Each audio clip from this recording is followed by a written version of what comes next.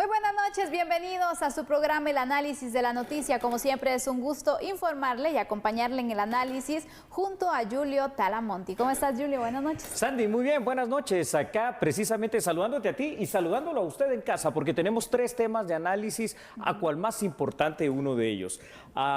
¿Qué te parece esa medida de poder llegar incluso a la prisión por el hecho de no portar mascarilla? Efectivamente, es un tema con el cual vamos a iniciar esta noche porque precisamente ya se llegaron a acuerdos, Julio, entre la Dirección General de Transportes y también una gremial del transporte público extraurbano para que de esta forma se puedan establecer sanciones en contra de usuarios que no utilicen mascarilla dentro de las unidades. Carta portadora, registro de pilotos, póliza vigente y cumplir con las medidas de bioseguridad son los requisitos vigentes que la Dirección General de Transportes solicitarán a los transportistas extraurbanos.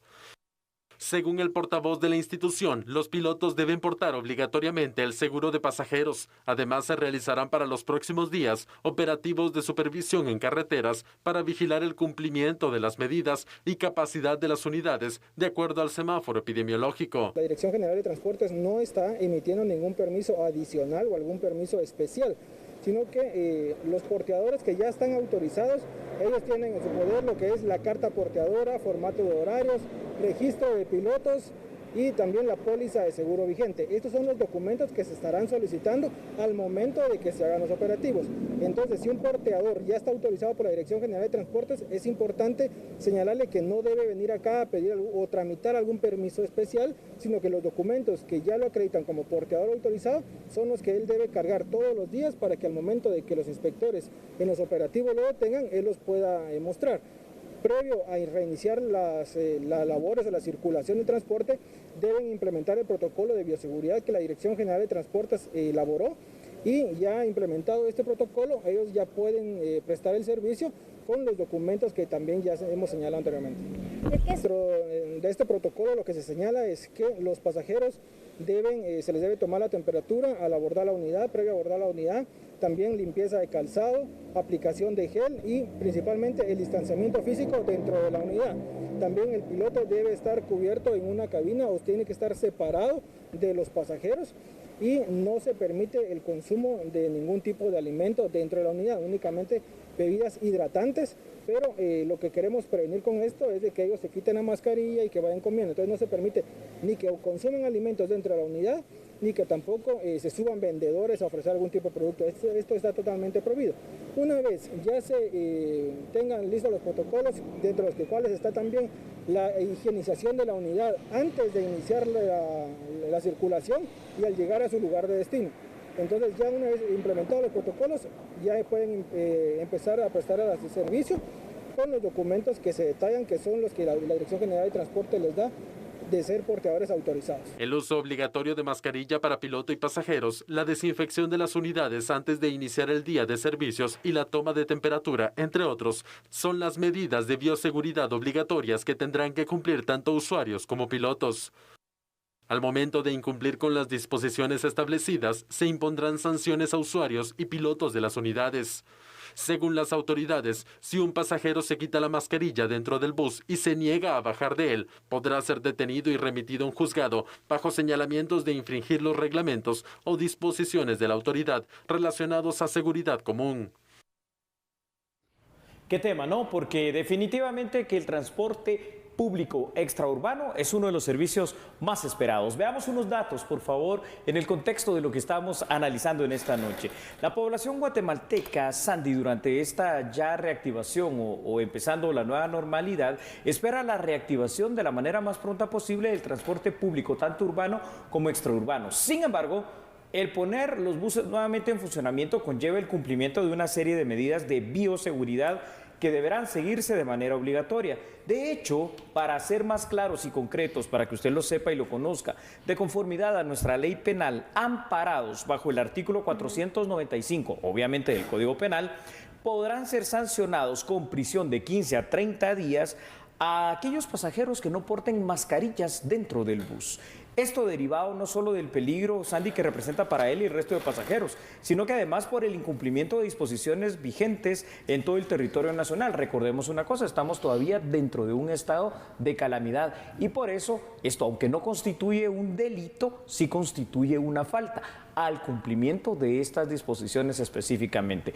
Pasar 15 días o 30 días en la cárcel por esta situación tampoco parece algo muy atractivo, ¿no? Y lo puedes conmutar por multa, pero igual eso significa dinero. Efectivamente. Y aparte de ello, hay otra situación que si la persona es reincidente, podría incluso ir de 2 a 5 años de prisión, según la propuesta que se tiene. Eso es muy correcto. Y además aquí hay una cuestión que a mí me parece bastante difícil, diría yo, o polémica. A ver, ¿cómo vas a hacer efectivamente, digamos, tú siendo el piloto del autobús o el ayudante, para que se cumpla esta situación? Es decir, vas a parar el autobús, vas a bajar a la persona, le vas a decir que baje, lo vas a bajar físicamente. ¿Qué es lo que vas a hacer? Porque ya muchas veces los usuarios se han quejado inclusive del trato de los pilotos. Y ojo con esto, porque fuera de que hay que cumplir estas normas, le podrías dar un poder más allá del necesario para que abusen de él y sean precisamente así, pues, más prepotentes, ¿no? En ese sentido. Y mira, Julio, realmente tomando en cuenta que el uso de mascarilla es obligatorio y aparte de ello es una de las medidas que nos puede ayudar a nosotros a prevenir el contagio del COVID-19, como se hace en algunos comercios, por ejemplo, donde si tú no llevas mascarilla no te dejan ingresar, debería al final en el transporte público usarse de esa forma. Si no porta mascarilla no puede abordar la unidad porque, ojo, podría ser un riesgo para el resto de personas que están dentro de las unidades del transporte público. De hecho, lo constituye precisamente un riesgo, no solo en lo personal, sino que para los demás también. Ahora, esto cae también en el plano de la seriedad y de la responsabilidad de cada quien. Sí, es decir, definitivamente. ¿a quién se le va a ocurrir, Sandy, que yendo dentro de un bus, viajando y transportándose dentro de un transporte colectivo, donde obviamente vas acompañado de otro, no sé, 30 personas, o que el riesgo se va a multiplicar de un contagio, vengas tú y te quites la mascarilla? Pero, por increíble que esto parezca, seguro que ya está pasando, porque tú te has dado cuenta en la calle cómo parece ser que a mucha gente se le ha olvidado ya que estamos todavía en medio de la pandemia del COVID-19. Ahora bien, ¿cómo definir entonces solamente las personas que no lleven una mascarilla o que la usen de mala forma? Porque al final puedes llevarla en la papada, pero la llevas. Entonces, al final también es un poco de interpretación de la ley, ¿no? La famosa hamaca de papada que no sirve de nada o simplemente no cubrir bien lo que es tu nariz y tu boca. Sí, yo creo que ahí debería de ir esto apuntado, es decir, al uso correcto de la mascarilla como tal. ¿Me permites compartir más datos? Claro, porque esto es importante. Vea, por favor, usted en pantalla lo siguiente. También se han previsto sanciones para los pilotos, Andy, de los autobuses que sean detectados transportando más pasajeros de lo permitido por las restricciones. Estas multas y hasta la consignación de las unidades se harán extensivas a los dueños de las empresas del transporte público.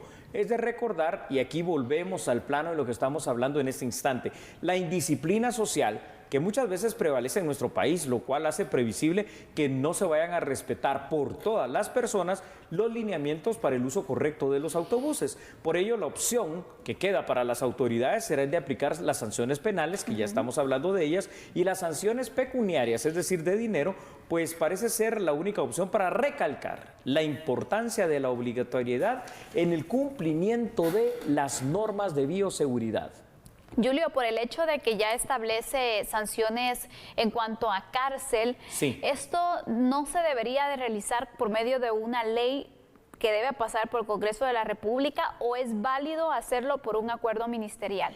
En este momento, Sandy, todavía es válido hacerlo amparados bajo el artículo 495 del Código Penal.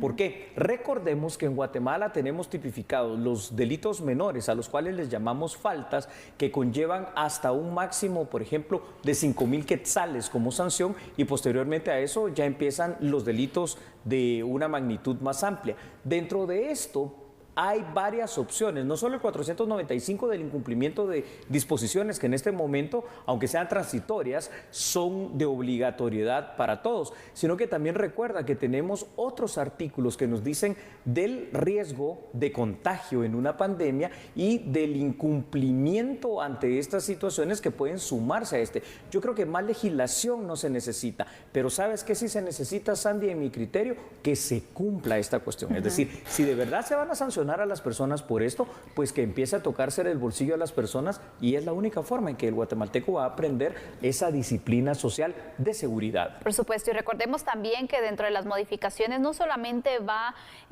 contra los usuarios que no porten mascarillas, sino también hay una responsabilidad por parte de pasajeros en otros, de pilotos, perdón, en otros aspectos que creo que es muy importante para poder asegurar entonces el control que se tenga en las unidades, Julio, porque hablamos que ese podría ser uno de los grandes riesgos también para el aumento de casos si no se toma con responsabilidad el tema. Es correcto.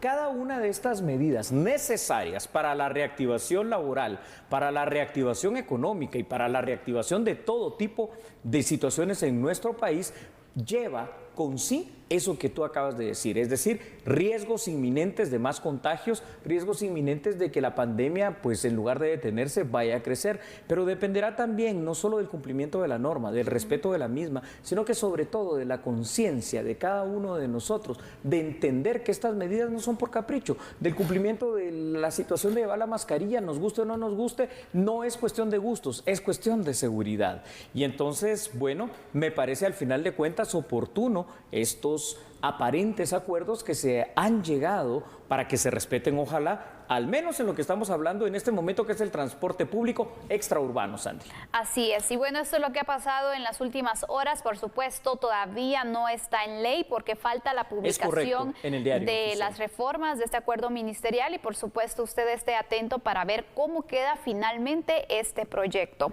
Vamos a la pausa, Julio, pero hablando siempre de ciertas medidas a nivel carcelario, también algunos privados de libertad han solicitado algún tipo de medida sustitutiva por la pandemia. Tienes toda la razón, y sin embargo esto pues se les ha negado. Vamos a hacer el análisis porque se trata de 4 militares y se trata también de temas relacionados al conflicto armado interno. Así que no cambie, solo recuerde una cosa, nosotros somos a la medida.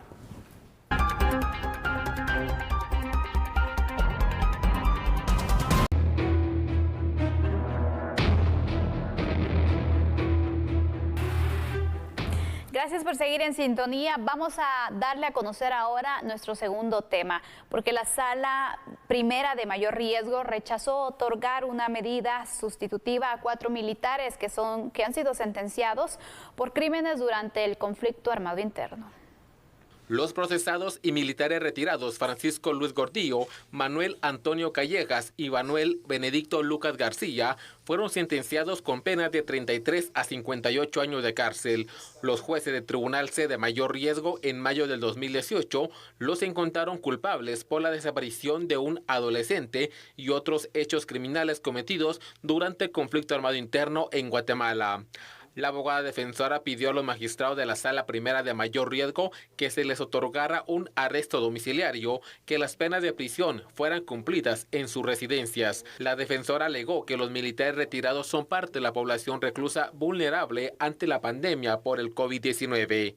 Que se revisen estas medidas de coerción debido a su avanzada edad y que se vayan a sus hogares, a sus domicilios o residencias en custodia de otra persona, sin vigilancia alguna o con vigilancia como el honorable tribunal dispone. No existe peligro de fuga, como dije, no existe obstaculización para la averiguación de la verdad. Los magistrados de la Sala Primera de la Corte de Apelaciones para casos de mayor riesgo, después de analizar la petición de la abogada, rechazaron que los procesados Francisco Luis Gordillo, Manuel Antonio Callejas y Manuel Benedicto Lucas García cumplan una sentencia con arresto domiciliario, como lo pidió la defensora jurídica. Bueno, qué tema, ¿verdad? Porque estamos hablando de algo que fue el conflicto armado interno que durante 36 años tuvo a Guatemala en vilo y que todavía hay consecuencias. Así que veamos los siguientes datos, por favor, acá en pantalla de A la Medida.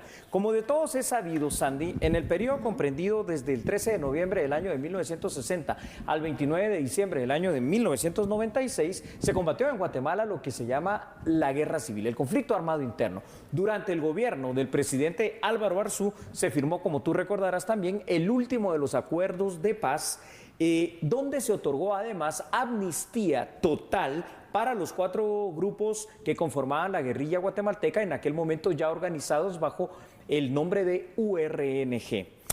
Este beneficio de amnistía total no alcanzó, hay que aclararlo, para cubrir jurídicamente a los militares que estuvieron involucrados en esta lucha interna de 36 años. Esto es lo que explica la razón por la cual estos 4 exoficiales del ejército fueron condenados a varios años, estamos hablando desde 38 a 58 años de prisión por el delito de lesa humanidad llamado desaparición forzada. Y esto explica también, Sandy, por qué no vemos en tribunales, por ejemplo, a exmiembros de las 4 facciones que conformaron la guerrilla en Guatemala. ¿Qué te parece? Julio, obviamente sabemos que todos tienen derecho a hacer solicitudes como estas, pero derivado entonces del caso que llevaron ellos. El caso Molina Teyssen. Exactamente. Aparte de esto, de la situación que se vive actualmente por la pandemia, fueron parte de los argumentos, situaciones de salud. ¿Valía o no valía la pena otorgar una medida, Julio, conociendo entonces el contexto? Aquí hay situaciones que yo creo que de una manera racional, de una manera lógica, utilizando esa sana crítica razonada que debe de haber, hay que tomar en la consideración y en el contexto coyuntural que estamos viviendo en Guatemala. A ver, estamos hablando primero de militares que no tienen una sentencia firme. ¿Por qué te digo que no tienen una sentencia firme? Porque obviamente que fueron condenados en primera instancia, están en apelación especial y todavía después de eso les toca, si siguen saliendo condenados, pues el tema de la casación. Luego, son personas ya de 60, 70 o casi 80 años, algunos de ellos, y estamos dentro del contexto del COVID-19. Si hay un beneficio que se va a otorgar a las personas que tienen este alto riesgo, pues temporalmente, mientras esto todavía no pasa en Guatemala, yo creo que es perfectamente procedente el aplicar una medida sustitutiva o alternativa en este momento, por cuestión de seguridad, porque al final de cuentas ni van a terminar cumpliendo la condena, eso es obvio. Puede haber la posibilidad de que en estas apelaciones cambie la misma situación jurídica de los 4 militares y al final de cuentas, ¿qué va a pasar si alguno de ellos se contagia y muere, Sandy? Exacto. Casos que ya han sucedido, donde incluso ya se han pedido algunas medidas, no se otorga, se contagian y han fallecido. Esta es una cuestión, yo diría, no solo de lógica, de sentido común, sino que hasta de humanidad, ¿verdad? Es decir, primero, para mí no tiene ningún sentido ni ninguna lógica, pero eso tendrán que explicarlo quienes negociaron los acuerdos de paz, que el tema de la amnistía total se haya dado solo para uno de los 2 bandos involucrados dentro del conflicto armado interno. Ahora, ¿cómo es posible, verdad, que ante esta situación y ante esta cuestión a ellos se les está condenando por un delito denominado de lesa humanidad, es decir, violación a los derechos humanos, desaparición forzada? Y yo pregunto, ¿y no es violación también a los derechos humanos de estos 4 militares mantenerlos en este momento, al menos, en esa situación de vulnerabilidad en el encierro del sistema penitenciario? Y es que en la larga esto refleja, Julio, esa debilidad que existe en el sistema. Por ejemplo, otro escenario sería si ya estuviera funcionando el control telemático, es decir, los brazaletes. Pero como obviamente se tiene el temor de una fuga, de cualquier situación, no hay entonces ese control que se pueda tener para decir, bueno, vamos a otorgarlo y vamos a estarlo monitoreando donde se encuentra para de esta forma dar cierta tranquilidad también, pero lamentablemente este sistema no está funcionando y por lo tanto pues no es una garantía que al final le puede dar a un juez, por ejemplo. Es una cosa terrible que no funcione el control telemático en Guatemala, que solo esté puesto allí en letra negra, que no sirve absolutamente de nada, que exista esa aprobación si en lo pragmático yo no lo puedo utilizar. Pero también es terrible, Sandy, el ver cómo aquí en Guatemala aquello que debería ser lo último que se pierde, que es la libertad, es lo primero que terminas perdiendo. Es decir, están condenados, repito, en primera instancia, pero no están totalmente vencidos en juicio por las apelaciones que existen. En cualquier otro país, en cualquier otra realidad, por ejemplo, para el derecho anglosajón, si estuviéramos en Inglaterra, si estuviéramos en Estados Unidos, estas personas estarían todavía en libertad mientras se resuelve definitivamente su proceso.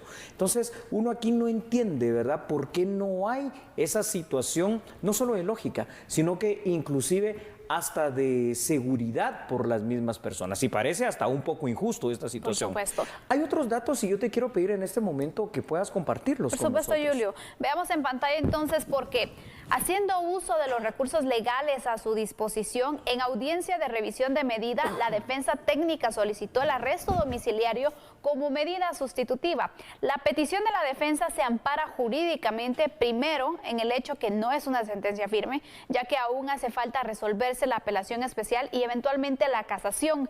Y segundo, que uno de los argumentos aparentemente de mayor peso para la defensa es el hecho que por la edad de los militares, estos pertenecen al grupo de personas que son vulnerables al COVID-19.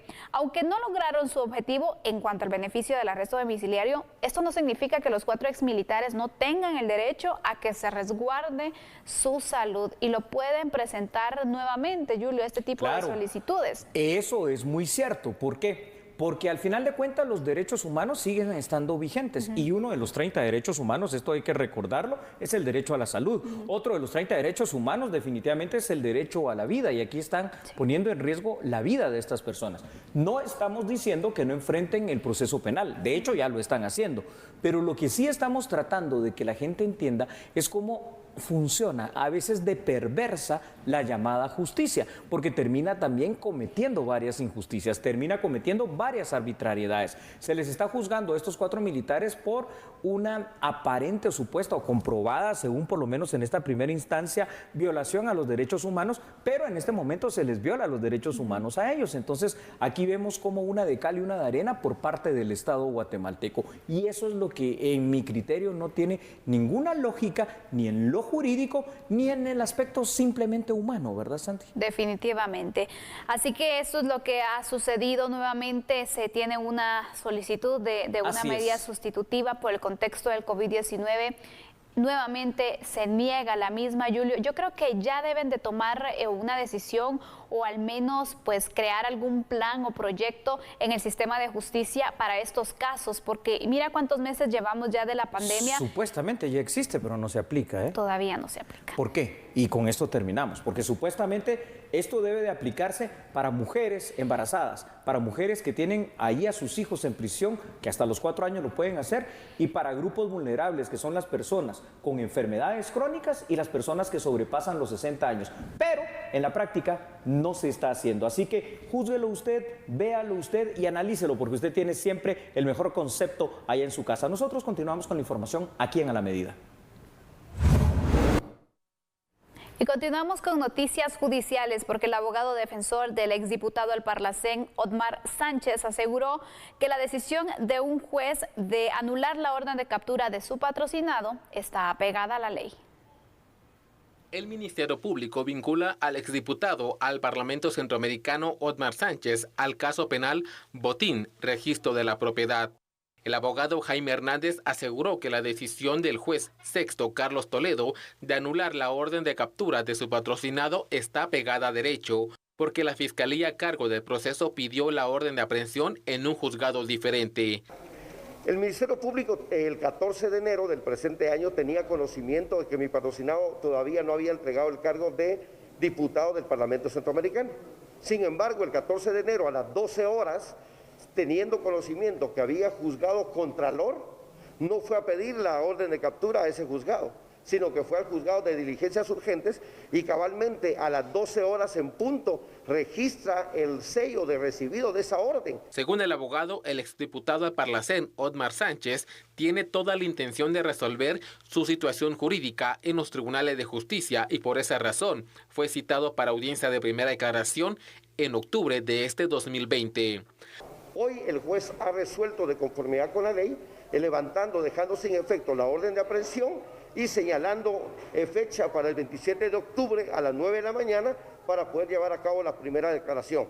Y es ahí donde se va a dilucidar la situación jurídica de mi patrocinado Otmar Sánchez. Por este caso llamado Botín Registro de la Propiedad, en agosto de 2019, un tribunal sentenció a 13 personas por hechos anómalos con el uso de fondos de la institución.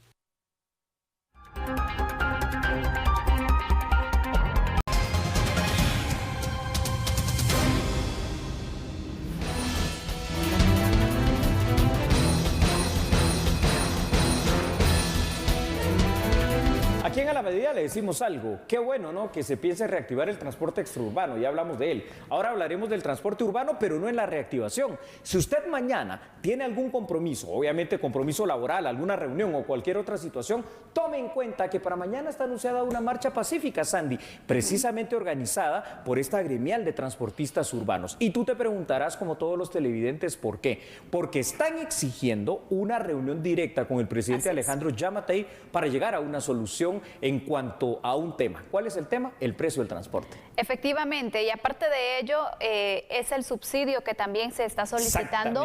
Es muy importante conocer esta información porque si usted va a transitar por la zona 1 o sectores aledaños, debe tomar en cuenta esta manifestación pacífica que se va a realizar, que va a iniciar a las 8 de la mañana. Yuri. Eso es muy correcto, porque esta manifestación es sui generis. Quienes van a estar circulando, más que las personas, serán las unidades de los autobuses rojos y del denominado también transurbano. ¿Veamos datos, Sandy? ¿Te parece? Adelante. Claro que sí. Entonces, por favor, síganos. Ahí los tiene usted ya puestos en pantalla. Los transportistas urbanos exigen una reunión urgente con el presidente Alejandro Giammattei para definir un tema. Y ese tema es el alza al pasaje o, como bien decías tú, Sandy, la cantidad de subsidio que el gobierno les podrá otorgar. Recordemos que en los últimos 8 años, al menos los transportistas dicen que no han recibido un centavo de subsidio de parte del gobierno. Este caso tiene un símil con la historia griega de la espada de Damocles. Tú la conoces muy bien y usted en casa, por supuesto. Pues cualquiera de las dos opciones, Damocles si se movía, esa espada le caía en su cabeza y moría, tendrá un impacto y ese impacto es económico directamente en nuestro país. Claro, existe una tercera opción, probablemente, ¿verdad, Sandy? La cual es prácticamente inviable en este momento, que no se reactive el servicio de transporte urbano. ¿Por qué? Porque esto afecta primero al usuario, que definitivamente necesita los buses circulando, y también, aunque no lo quieran admitir, afecta a los empresarios. Definitivamente, Julio. Es muy importante mencionar esto porque obviamente es un tema que se ha buscado. El tema de la tarifa, recordemos que ya hay algunos municipios que han rechazado la misma, pero que obviamente también está dentro de las peticiones para poder reactivar el servicio del transporte público. ¿Se necesita el transporte? Sí. ¿Se necesita dejar claro finalmente cómo va a estar la situación de la tarifa? Por supuesto. También. Entonces es necesario poder tratar este tema de forma urgente. ¿Hacerlo por medio de una manifestación como esta es la forma correcta, Julio? Pues tal vez no sea la forma correcta, ¿verdad, Sandy? Porque esto va a afectar a muchas personas, pero tal vez sea la forma de resolverlo probablemente de una manera rápida si se llegan a los acuerdos. Ya está acostumbrado a hacerse así, la verdad. Al final de cuentas es que este es el método que existe aquí en Guatemala. Y lo peor de esto, Sandy, es que estas manifestaciones terminan afectando a terceros que no tienen nada que ver con este tema y muchas veces los acuerdos no llegan. A ver, partamos de bases lógicas. Es claro, y yo creo que cualquiera de nosotros entiende, que si las unidades, al menos en teoría, van a circular con la mitad de la capacidad de los usuarios, pues tiene que haber un incremento al transporte. Yo digo que eso todos lo entendemos, por lo menos un incremento temporal, no estoy diciendo un incremento que sea permanente, pero también ojo con esto, en muchas rutas, ¿te recuerdas tú cuál es la queja? Que ya la hemos analizado acá en meses anteriores en A la Medida, que ya por la noche las tarifas llegan hasta 5 quetzales, que te digan ahora, ¿sabe qué? Bueno, si usted se quiere subir al autobús 6, 7, 8 de la noche, no tenga pena, solo pague 10 quetzales. ¿Qué tan viable es esto? ¿Será que puede soportar la economía del guatemalteco? No, definitivamente no, Julio. Sabemos que ante estas situaciones se han venido gastos para todos los hogares que obviamente están buscando la manera también de poder adecuar el presupuesto. Así es. Hay productos que han incrementado su precio. Muchísimo. Y obviamente también hay gastos que se siguen registrando. Por ejemplo, si tienes hijos, tienes que continuar pagando el colegio. Si están en un colegio. Llamado a quien no ha pagado el colegio, por cierto. Efectivamente. Sí. O bien los útiles si están dentro de otro tipo de sistema educativo. Medicinas, tantas cosas que se vienen. Aparte de ello, también las medidas de higiene que ahora hay que comprar pues todos estos implementos para podernos cuidar, para poder de esta forma estar protegidos. Y esto se traduce ahora que le agregues también un aumento en el transporte público. Está complicado, Julio, porque el usuario cada vez está siendo más afectado en su bolsillo. En su bolsillo, y tampoco ahí ya no hay dinero que alcance cuando vemos que la canasta básica sobrepasa los 4,000 quetzales y los salarios, sobre todo el salario mínimo, no llega a los 3,000 quetzales. Ya ahí hay un déficit de 1,000. Y si hablamos de una canasta básica ampliada que incluye lo que tú has dicho, salud, educación, medicina y otro tipo de servicios, hombre, estamos hablando de más de 8,000 quetzales, que hay que ver cuántos guatemaltecos ganan eso al mes. A mí se me ocurre también una situación. Si el transporte urbano no llega mañana a un acuerdo con el tema del precio, o si en todo caso ellos deciden subirle de una manera desmedida para poder funcionar temporalmente, también el guatemalteco, acuérdate que estos meses ha funcionado sin ese transporte. Entonces dicen, va a pagar en la noche 10 quetzales. Muchos de los guatemaltecos harán lo que están haciendo en este instante, que es ponerse de acuerdo, 5 o 6 personas, pagar 10 quetzales, tomar un taxi, un carro de alquiler, cualquier situación e ir a su casa, porque inclusive así van hasta más seguros, aunque sin distanciamiento social. Definitivamente, Julio, el riesgo está latente. Y hablamos de la negociación. ¿Qué te parece si aumentamos entonces la información y nos das otros datos también para ya ir finalizando con el tema? Me parece muy bien, Sandy, y usted junto con nosotros, a través de la producción de A la Medida, está viendo estos datos en pantalla. Sabe lo siguiente, existe una opción ecléctica, es decir, una combinación de opciones en esta negociación, la cual podría significar, Sandy, un aumento, pero que el aumento sea leve en la tarifa del transporte, para que el impacto económico no sea tan fuerte, pero además el otorgamiento de algún tipo o porcentaje de subsidio por parte del gobierno. Mañana igual lo vamos a saber. Lo que habrá que esperar es si el día de mañana se llevará a cabo el diálogo entre los transportistas y las autoridades de gobierno y cuáles son los acuerdos a los que llegan. Mientras tanto, una cosa sí hay que decirlo, los más afectados con el no funcionamiento o en todo caso con el funcionamiento, pero con aumento a la tarifa del transporte público urbano, indefectiblemente se llama el usuario. Y esto es lo más dramático, porque volvemos a ese círculo vicioso sin fin que tú acabas de mencionar. El bolsillo del usuario en todo ha sido afectado. Aumenta la comida, aumenta la canasta básica, aumenta la medicina y ahora aumenta el transporte. No hay bolsillo que aguante con eso.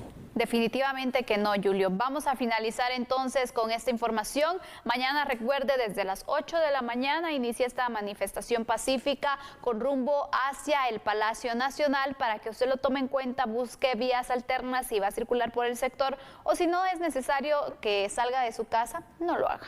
Buena conclusión para este tema. Y nosotros, si me lo permites, y ustedes también, vamos a una pausa, pero por favor no cambie. Recuerde una cosa, porque en TN23 a esta hora nosotros somos A la Medida.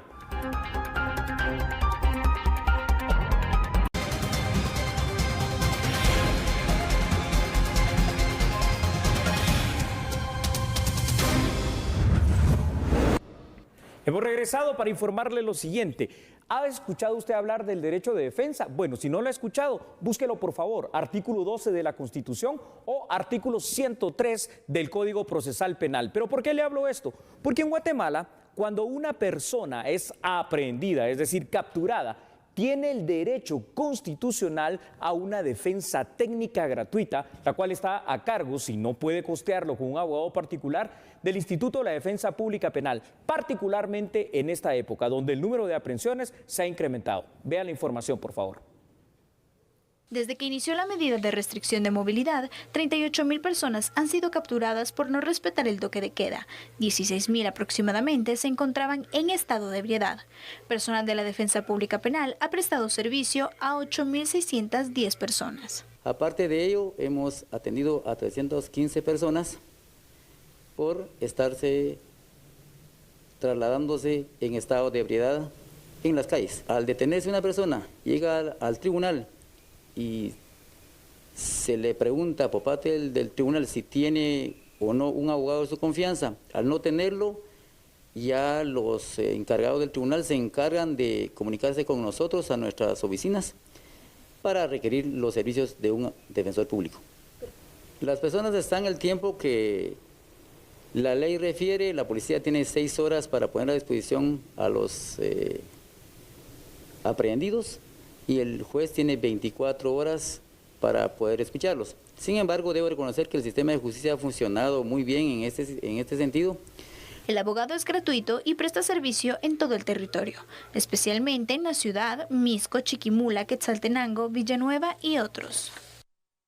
Hablemos ahora de otro tema, y es que 4 departamentos del occidente han registrado casos de discriminación en contra de connacionales que han sido retornados al país, especialmente en este tiempo de pandemia. Ante esta situación, autoridades están buscando la manera de generar una campaña para evitar esta situación. Los migrantes guatemaltecos siguen siendo retornados de Estados Unidos y México. Sin embargo, tras pasar cuarentena en los albergues del Estado y ser dirigidos a su lugar de origen, muchos sufren discriminación. Incluso a veces no les han permitido el ingreso a dichos lugares. Ante ello, CONAMIGUA, en conjunto con la Oficina del Alto Comisionado de las Naciones Unidas para los Derechos Humanos, están realizando una campaña en español, quiché, cachiquel y mam, dirigido principalmente a los departamentos del occidente. Hemos lanzado una campaña. El mensaje es claro y directo: no a la estigmatización a los migrantes retornados. Recordemos que estas personas ingresan al país y de acuerdo a los protocolos de salud tienen que guardar algunos días en cuarentena en los diferentes albergues o bien hoteles de la ciudad. Además de esto, llevan un certificado que indica que están libres del COVID-19. Es importante mencionar que esta campaña está siendo desarrollada en 4 departamentos del país. Estamos hablando de Huehuetenango, San Marcos, Quetzaltenango y el Quiché, departamentos donde se registra un mayor número de migración irregular y también de flujo